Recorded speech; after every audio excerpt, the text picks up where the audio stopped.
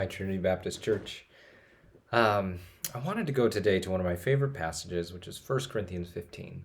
And one of the reasons I love 1 Corinthians 15 is because it is very honest about how much weight as Christians we put on this one fact that Jesus really was raised from the dead.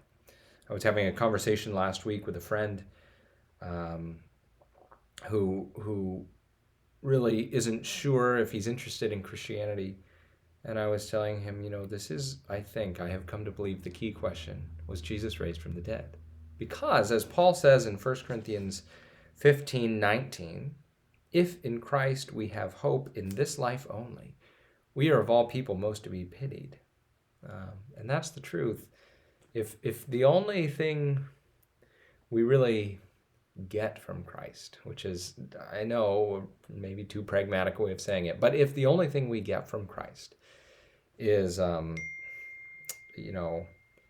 identity in this life, or purpose in this life, or good teachings in this life, then we are of all people most to be pitied, because there's other things we could do.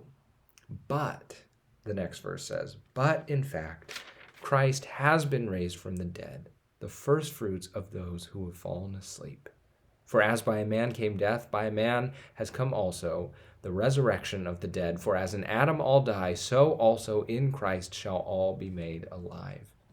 Which means we don't have to be of all people most pitied. In fact, we have to go invite people to know the risen Jesus Christ we know, because he has been raised from the dead, which means he will raise us from the dead just like he's been raised.